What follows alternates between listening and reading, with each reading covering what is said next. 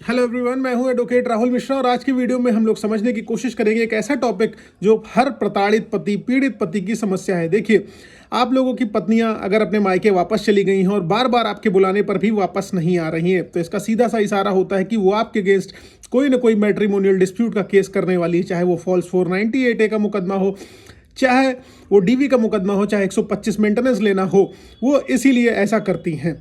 ठीक है। और जनरली जब आपको पता चल जाता है कि अब ऐसा होने वाला है, मेरी पत्नी बार बार बुलाने पर मेरे घर वापस नहीं आ रही है, तो अब मुझसे लाऊंगा भी नहीं क्योंकि अब मेरे अगेंस्ट मुकदमा होने वाला है, एकदम ही आपको क्लियर हो जाता है। जब आपको ये क्लियर हो गया कि आपके अगेंस्ट फर्जी मुकदमे आपकी पत्नी लिखा सकती है, आप उसे वापस कतई नहीं लाएंगे अपने घर, तब आपकी पत्नी हर संभव कोशिश करती है आपके घर वापस आने के लिए।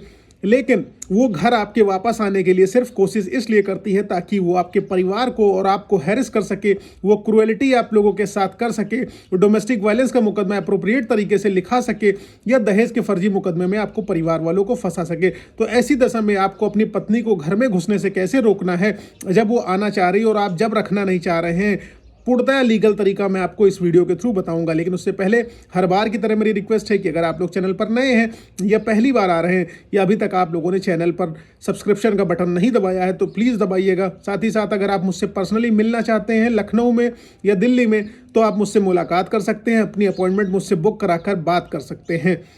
नंबर आपको मेरा व्हाट्सएप का डिस्क्रिप्शन में मिल जाएगा। याद रहे कि बिना अपॉइंटमेंट के मेरे लिए बात कर पाना संभव नहीं होगा। चलिए हम लोग वीडियो स्टार्ट कर देते हैं।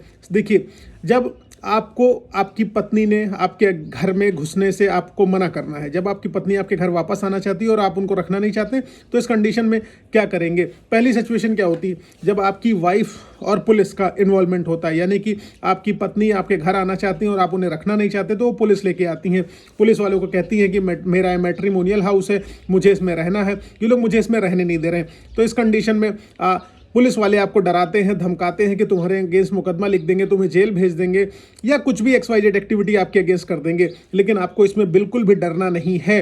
पुलिस को सीधा सा कहना है कि ये देखिए मैटर ऑफ द कोर्ट है, ये कोर्ट का मैटर है, इनको अगर यहाँ घर पर आकर रहना है तो जाए कोर्ट में मुकदमा करें और कोर्ट से मुकदमा जीत कर वापस ये घर में आके रहें, अदरवाइज मैं इनको घर में नहीं दूंगा। अब पुलिस अगर आपके ऊपर प्रेशर क्रिएट करने की कोशिश कर रही है इस दशा में, वो कहता है कि आपको इनको रखना पड़ेगा, नहीं तो मैं आपके अगेंस्ट मुकदमा लिख दूंगा, तो आप सीधा कहिए जो आप ये बात मुझे बता रहे हैं इन सारी बातों को आप लिख कर दे दीजिए। क्योंकि जैसा कि इन्होंने अपनी कंप्लेन के वर्जन में बताया हुआ है, मेरी पत्नी ने, कि मेरी वजह से, मेरी फैमिली की वजह से इनकी लाइफ को थ्रेट है, इनकी जान को खतरा है, तो ये मेरे साथ कैसे सुरक्षित रह सकती हैं? मेरे परिवार को भी इनकी वजह से खतरा है। अगर मेरे परिवार के किसी सदस्य को या इनको कोई हानि होती है तो क्या उसकी जिम्मेदारी पुलिस लेगी? ये आप मुझे सारा का सारा रिटर्न में दे दीजिए। ना पुलिस रिटर्न में देगी, ना ही आपकी पत्नी को फिर वो वहाँ पर रहने के लिए प्रेशराइज करेगी।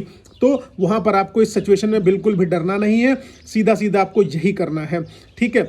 यहाँ पर पुलिस वाला लिखित नहीं देगा और पुलिस वाला फिर इनसे कहेगा कि देखिए ऐसा है भैया, ये मैटर जो है कोर्ट का मैटर है, आप कोर्ट में जाइए, अब अपना जो है लीगल राइट क्रिएट करिए। दूसरा क्या होता है, पुलिस के साथ आपकी वाइफ इन्फ्लुएंस लगा कर आती हैं, तब फिर पुलिस जो है प्रेशराइज आपको करने की कोशिश करती, तो यहाँ पर भी आपको अपना भी इन्फ्लुएंस लगाना पड़ेगा और उस प्रेशर से बचना पड़ेगा। प्रेशर से बचने का तरीका मैंने आपको बता दिया है कि आप उनसे कहिए मुझे लिखित में दे दीजिए, तभी मैं इनको रखने के लिए रेडी हूँ, अदरवाइज नहीं रखने के लिए रेडी हूँ। ठीक है। उसके बाद अचानक से पत्नी आपकी ऑल ऑफ सडन आ जाता है, बिना पुलिस को बुलाए आ गई। मान लीजिए पहली सिचुएशन हो गई जब वो पुलिस को बुला के आ रही। दूसरी सिचुएशन क्या हो गई, जब आपकी पत्नी ऑल ऑफ सडन अचानक से अपने घर आ जाती है, आपके घर आ जाती है। आपको खिड़की दरवाजे बंद रखने हैं, उनको एंट्री घर में किसी कंडीशन में नहीं देनी है, घर में घुसने नहीं देना है। उनसे कहना है कि आप कोर्ट के थ्रू जाइए, और तब भी वो नहीं मान रही हैं, तब आप 112 नंबर बुलाइए। जब पुलिस को बुलाइए, यानी कि हमारे यूपी में 112 पे पुलिस आती है, आपके यहाँ जिस नंबर पर आती हो, आप पुलिस बुलाइए, पुलिस के माध्यम से उनको वापस भेजिए। कहिए कि ये कोर्ट का विषय है, हमारा मैट्रिमोनियल विवाद है, हमारी लाइफ को इनसे थ्रेट है, हम नहीं रख सकते, कोर्ट जैसा ऑर्डर देगी उसी तरीके से हम काम करेंगे। अब वो मान लीजिए तीसरी सिचुएशन क्या आती है, वो घर के सामने अचानक से आके शोर मचाने लगे, ड्रामा करने लगे।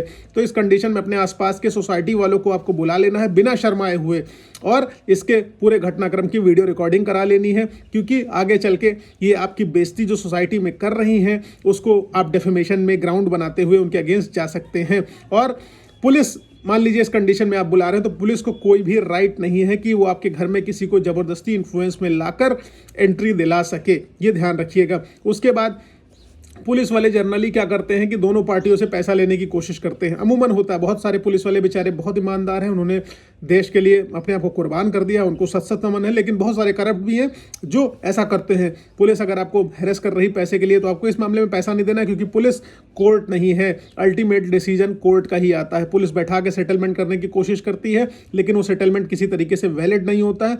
सारा का सारा मैटर कोर्ट में जाता है और कोर्ट का ही सेटलमेंट मान्य होता है। इसलिए उनको कहिए कोर्ट के थ्रू ही हम आपसे सेटलमेंट करेंगे, आप कोर्ट में जाइए, कोर्ट से बात करिए। अब अगली कंडीशन आती है, अगर मकान ससुर जी के नाम पर है, यानी कि आपके पिताजी के नाम पर है, तब भी पत्नी रहना चाह रही है, तो ससुर जी यानी कि आपके पिताजी क्या कर सकते हैं, सूट फॉर परमानेंट इंजेक्शन का डाल सकते हैं। सिविल सूट डाल देंगे, सूट फॉर परमानेंट इंजेक्शन, कि आपकी वाइफ जो है उसके घर में नहीं रहेंगी, क्योंकि उनको बहू बेटों की वजह से खतरा है। वो अपनी प्रॉपर्टी से उन्हें डिसोन कर रहे हैं। वो किसी कीमत पर नहीं चाहते हैं कि उनकी जो बुढ़ापे की आधी बची कुची ज़िंदगी है वो पीसफुल तरीके से ना बीते। इसलिए उनका अधिकार है कि वो अपनी लाइफ को पीसफुल तरीके से बिताएं। इसलिए वो अपनी बहू और बेटों को घर से निकाल दे रहे हैं। तो सूट फॉर परमानेंट इंजेक्शन वो दाखिल करके बहू को कंप्लीटली डिसोन करा सकते हैं।